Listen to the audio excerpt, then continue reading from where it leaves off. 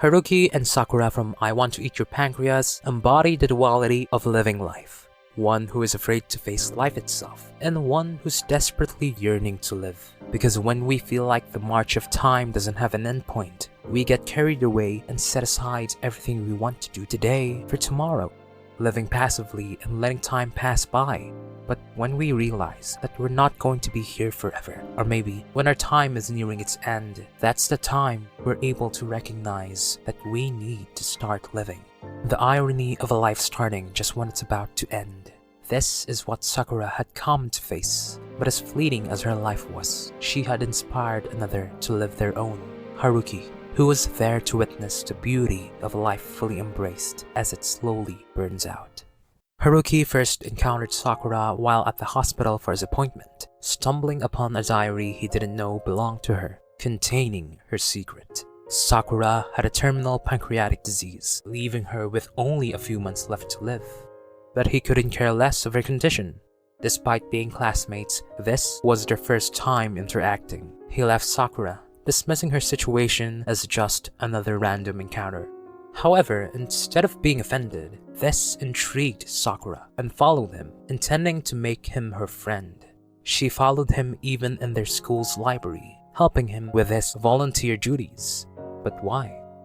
For someone who's soon to go away, what possessed her to spend time chasing someone who's completely apathetic to her situation, cooped up in a library? That's what Haruki thought.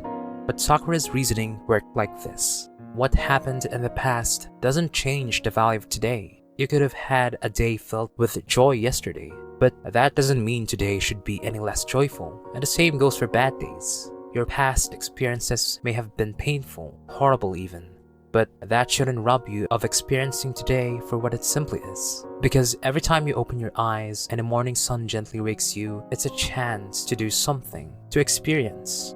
Life is too short to be bogged down by regrets and moments of passiveness, because you'll never know when your time will run out. And that's especially true in Sakura's situation.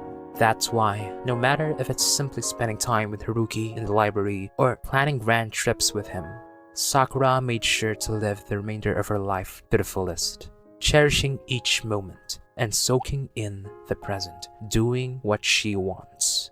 In contrast to Haruki, Sakura's polar opposite. Haruki is quiet and withdrawn, finding comfort in literary fiction more than in reality.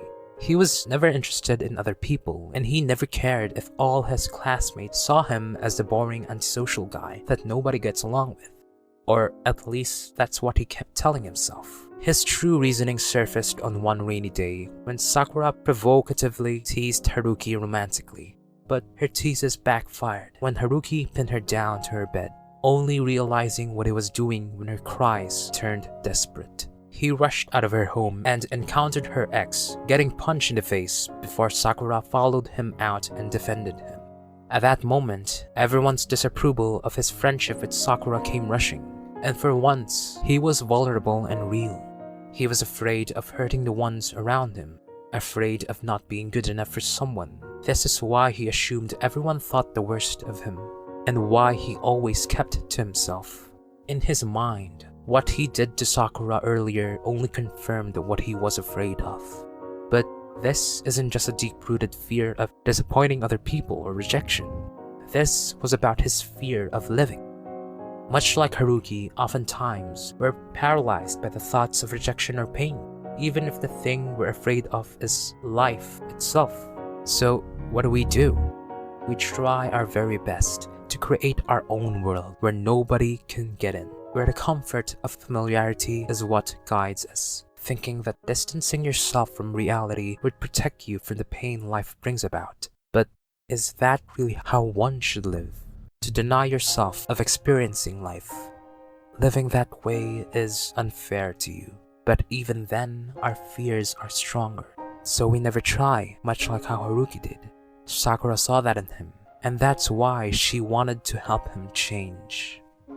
Sakura initially befriended him because he was the only one who could give her reality and normalcy, one who knew the reality of her condition but didn't treat her differently than he would any other person. But as they grew closer, she began to see his inner struggles. Sakura encouraged him to interact more with others, not just because she wanted him to be friends with her own friends, but because he genuinely wanted him to experience the beauty of connections. Because for Sakura, life's meaning is found in the connections she built and the relationships she nurtured. She knows that she exists because she is acknowledged by others. She knows she can feel because she can touch others. To be loved and to love others. To appreciate and be appreciated.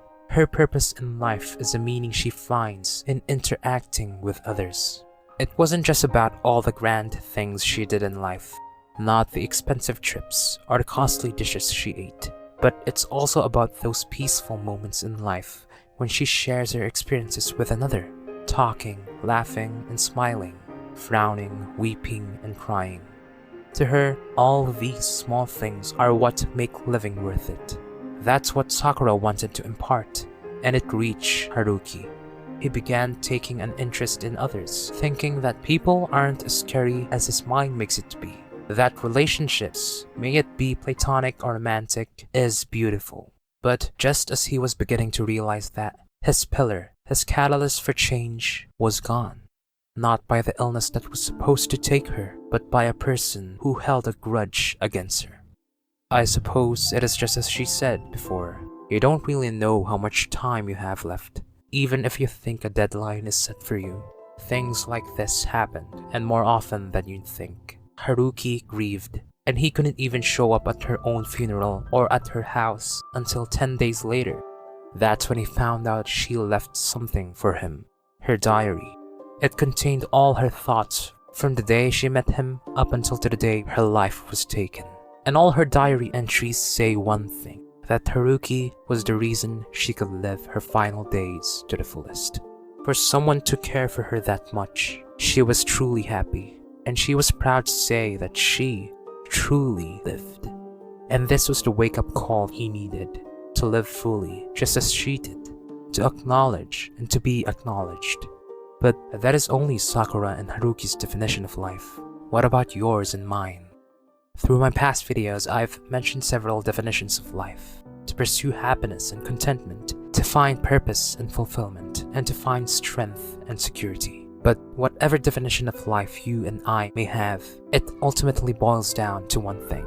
To live is to experience. The way we live is shaped by the culminations of choices we make, constantly taking action and engaging with reality. Because nothing ever happens if you sit still and watch your life flash before your very eyes.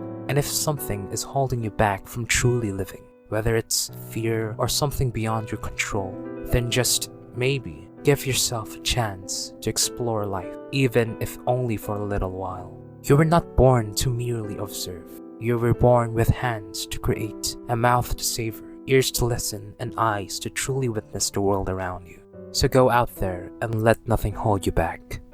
Live fully and feel deeply.